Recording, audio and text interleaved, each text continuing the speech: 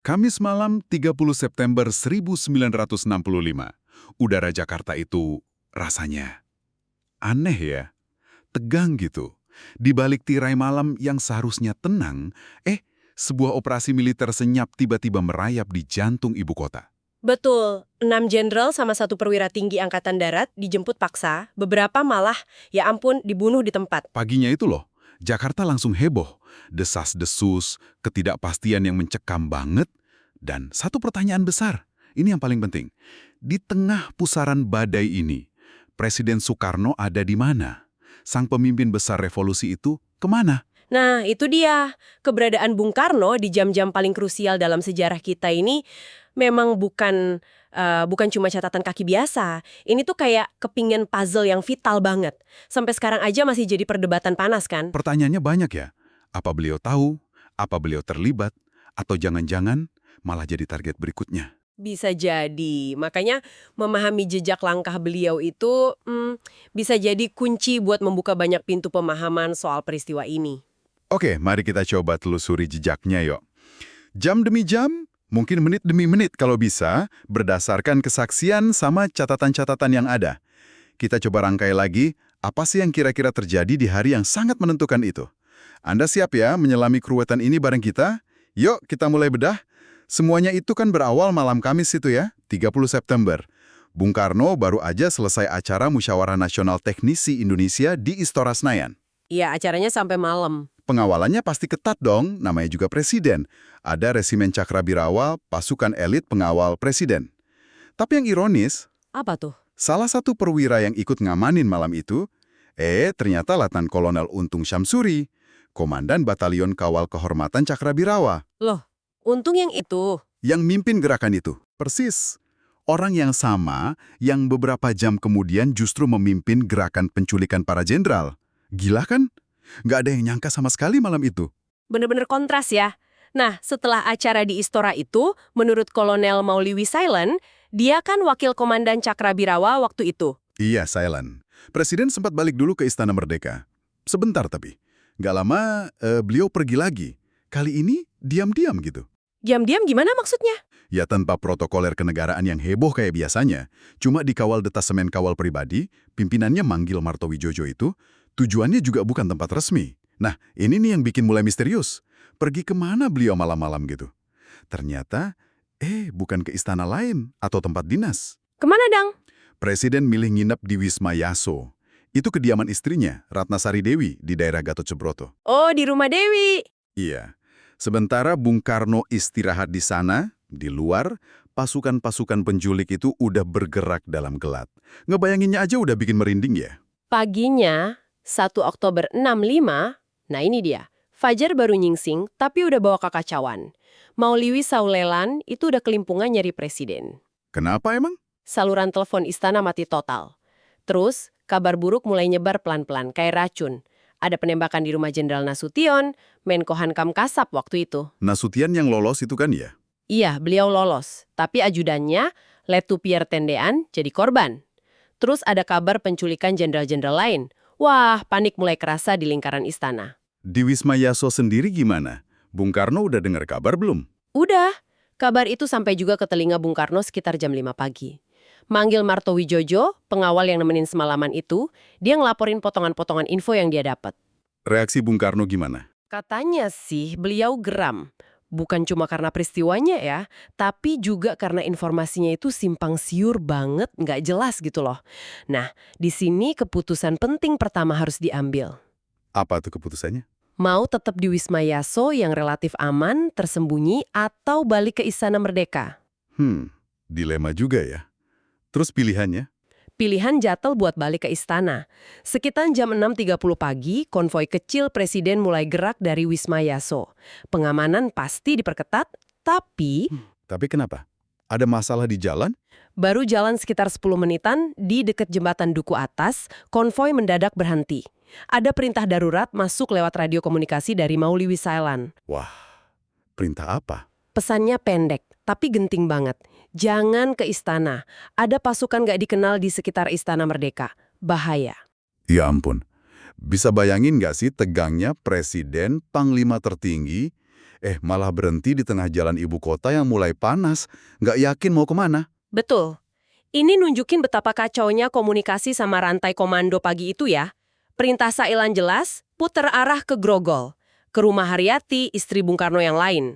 Sailan nunggu di sana. Oke, jadi mereka putar balik ke Grogol. Iya, sekitar jam 7 pagi, di rumah Haryati di Grogol, akhirnya Sailan ketemu langsung sama Presiden. Dia laporin apa yang dia dengar.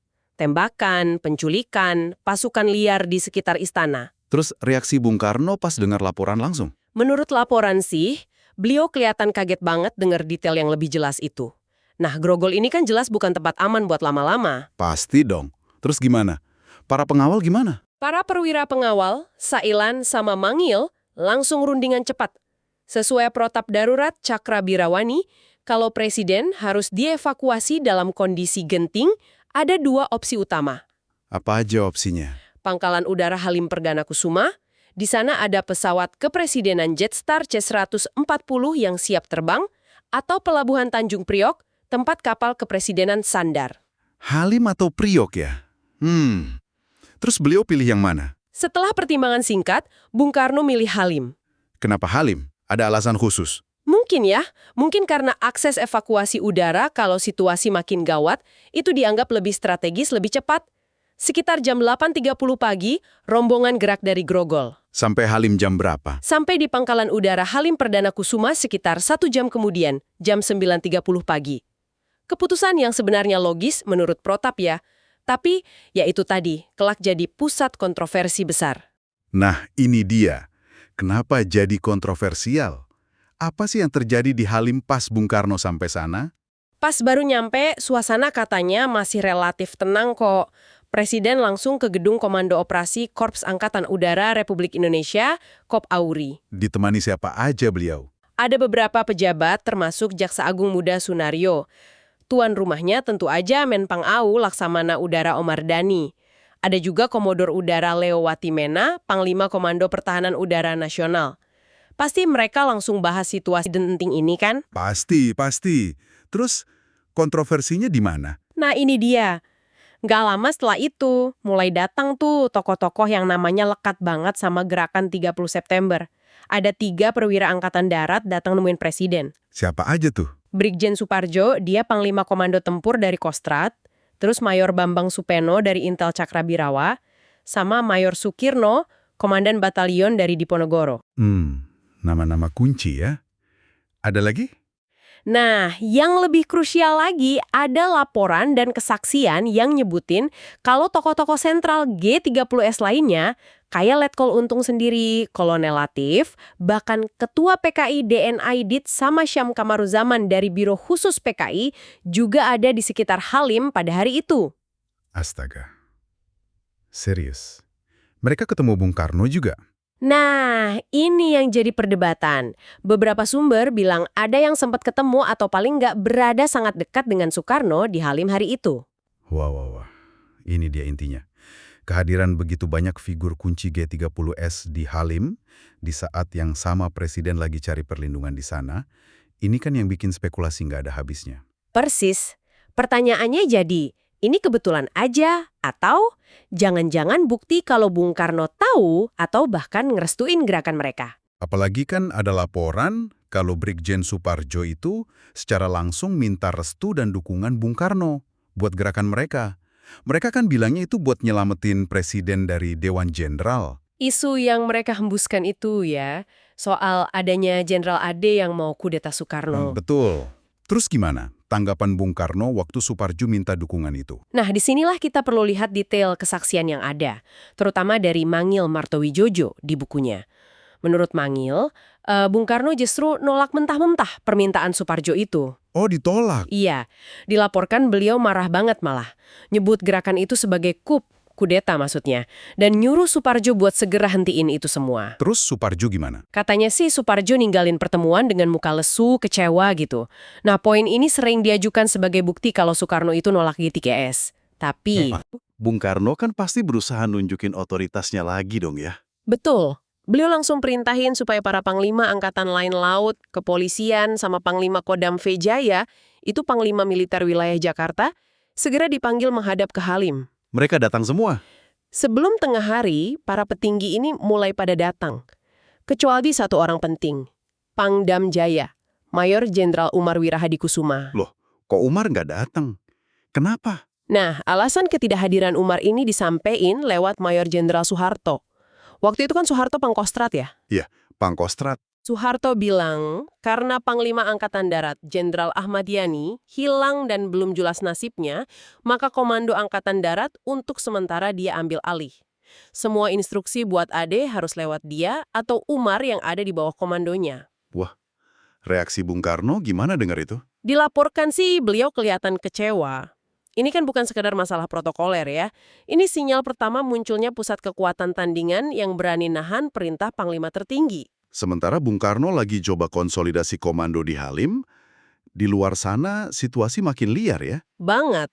Tepat tengah hari, RRI yang udah dikuasai kelompok G30S nyiarin pengumuman dari Letkol Untung. Pengumuman apa lagi itu? Dia ngumumin pembentukan Dewan Revolusi dan nyatain kabinet Dwi Kora pimpinan Presiden Soekarno demisioner. Hah? Demisioner? Itu sih udah jelas banget deklarasi kudeta terbuka namanya. Iya kan? Reaksi Bung Karno cepet. Sadar pimpinan AD kosong dan ada manuver untung ini, beliau langsung rapat terbatas di Halim. Hasil rapatnya apa? Hasilnya, nunjuk Mayor Jenderal Pranoto Rekso Samudro, salah satu asisten Menpangat, sebagai pejabat sementara atau caretaker Pangat. Oke, nunjuk Pranoto. Terus? Brigjen Sabur, Komandan Cakrabirawa, langsung ngutus ajudan Presiden, Bambang Wijanarko, buat jemput Pranoto. Waktu itu Pranoto diketahui lagi ada di markas Kostrad. Markasnya Soeharto. Nah lo, ngirim utusan ke markasnya Soeharto buat jemput orang yang ditunjuk presiden jadi caretaker Pangat. Ini pasti bakal seru nih. Dan bener aja, disinilah terjadi benturan langsung antara otoritas presiden sama kekuatan baru yang lagi terkonsolidasi di Kostrad. Apa yang terjadi pas utusan presiden nyampe markas Soeharto? Penolakan tegas. Soeharto nggak ngizinin Pranoto pergi menghadap presiden di Halim. Nggak diizinin, alasannya apa lagi? Alasannya sama kayak tadi. Komando AD ada di tangannya. Dia minta presiden balik ke istana kalau mau kasih perintah. Ini udah bukan nunda lagi, ini pembangkangan terbuka sama perintah Panglima tertinggi di saat genting banget. Gawat ini. Drama perebutan kendali makin kelihatan jelas ya. Situasi pasti makin panas dong. Makin panas. Menjelang sore, pasukan Kostrad, khususnya RPKAD, pasukan Baret Merah yang ditakuti itu, di bawah pimpinan Kolonel Sarwo Edewibowo, mulai gerak ngepung Halim. Dikepung. Iya, ada ultimatum keluar. Pasukan pro G30S di Halim harus nyerah atau digempur. Jadi Bung Karno sama rombongannya sekarang praktis kejebak dong di Halim.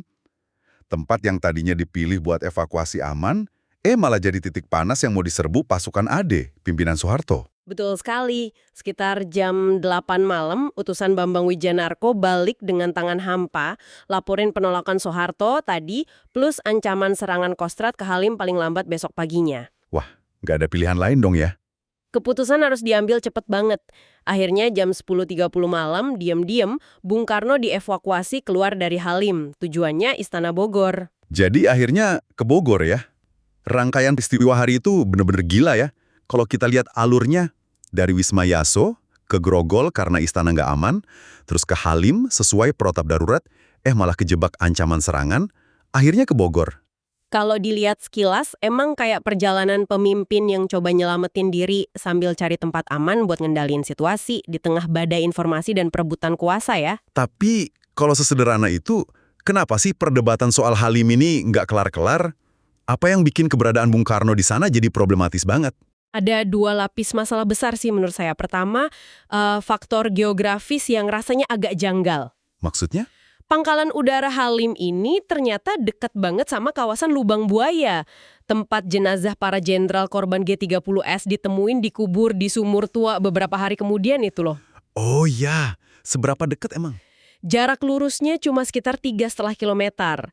Meskipun Lubang Buaya itu bukan bagian langsung dari pangkalan militer Halim ya, tapi kedekatan ini buat banyak orang rasanya kok lebih dari sekedar kebetulan gitu. Masuk akal juga sih kecurigaan itu. Terus yang kedua apa? Nah, yang kedua ini yang paling berat kayaknya. Siapa sebenarnya tuan rumah di Halim waktu itu? Kan Menteri Panglima Angkatan Udara, Laksamana Madya, Omar Dhani. Ya, Omar Dhani. Kenapa dengan dia? Sosok yang memegang kuasa penuh atas Halim ini di kemudian hari kan diadili di Mahmilub, Mahkamah Militer Luar Biasa, dan dinyatakan terbukti terlibat dalam G30S. Oh, jadi Omar Dhani terbukti terlibat? Iya, vonisnya hukuman mati malah, meskipun akhirnya diubah jadi seumur hidup. Salah satu dakwaan kuncinya itu Halim di bawah komandonya jadi tempat latihan buat pemuda rakyat organisasi sayap PKI. Nah, itu dia. Ini simpul kerumitannya ya. Kalau seorang presiden berlindung di markas Panglima Angkatan yang belakangan terbukti terlibat dalam gerakan kudeta berdarah itu, gimana kita harus ngelihatnya? Bingung kan? Apakah ini murni karena Bung Karno nggak tahu? Atau jangan-jangan semacam restu diam-diam? Ditambah lagi, beberapa langkah kebijakan Bung Karno setelah peristiwa itu oleh sebagian pihak dianggap kayak ngebela Omar Dhani sama kelompok kiri. Ini nambah lagi lapisan kecurigaan. Oke, jadi kita punya dua sisi mata uang di sini ya. Di satu sisi, kronologi pergerakan sama kesaksian pengawal pribadi nunjukin presiden yang kayaknya terisolasi. Gerak tepat nyelamatin diri dari bahaya yang nggak jelas, ngikutin prosedur evakuasi yang ada, dan bahkan nolak dukungan langsung dari G30S lewat Suparjo tadi. Usahanya buat ambil alih komando dari Halim pun jelas-jelas dijegal sama Soeharto kan? Betul. Tapi di sisi lain, fakta kalau Halim itu jadi pusat kumpulnya tokoh G30S, keterlibatan panglimanya si Omar Dhani, terus dekatnya sama lubang buaya, itu fakta-fakta keras yang nggak bisa diabaikan gitu aja. Nah, pertanyaan abadinya kan jadi, seberapa jauh sih Bung Karno tahu apa yang sebenarnya terjadi di tempat perlindungannya sendiri itu? Apakah beliau cuma korban keadaan aja yang kebetulan kejebak di tempat dan waktu yang salah? Atau mungkinkah beliau lagi mainin politik tingkat tinggi? Coba navigasi badai sambil nunggu siapa pemenangnya. Sulit ya? Sangat sulit. Dan mungkin ini dia twist sebenarnya yang sering luput dari fokus utama perdebatan selama ini. Sementara semua orang sibuk nanya, di mana Soekarno? Terus nganalisis tiap langkahnya di Halim? Di tempat lain. Iya, di tempat lain, di markas Kostrad, sebuah pergeseran kekuasaan yang dahsyat lagi terjadi. Diam-diam, tapi efektif banget. Penolakan Soeharto buat ngirim Pranoto ke Halim itu bukan sekedar pembangkangan sesaat loh. Itu adalah Itu adalah lonceng kematian buat Orde Lama. Dan sekaligus lonceng kelahiran buat kekuatan baru yang bakal mendominasi Indonesia lebih dari 3 dekade kemudian. tepat sekali. Tragedi 1 Oktober 1965 dan hari-hari setelahnya itu bukan cuma soal siapa yang mulai atau siapa yang terlibat G30S, tapi juga soal siapa yang paling cepat dan paling cerdik manfaatin kekacauan itu buat rebut kendali efektif atas angkatan bersenjata dan akhirnya atas negara. Jadi, pertanyaan penutup buat Anda renungkan nih. Gimana pilihan-pilihan seorang pemimpin? Entah karena ketidaktahuan, ketidakberdayaan, atau mungkin kalkulasi politik, di persimpangan sejarah yang paling genting bisa banget nentuin nasib sebuah bangsa. Dan pelajaran apa yang bisa kita tarik dari sejarah kelam yang penuh ambiguitas ini ya, supaya nggak keulang lagi di masa depan? Sampai jumpa di pembahasan mendalam kita berikutnya. Teruslah bertanya, teruslah menggali kebenaran.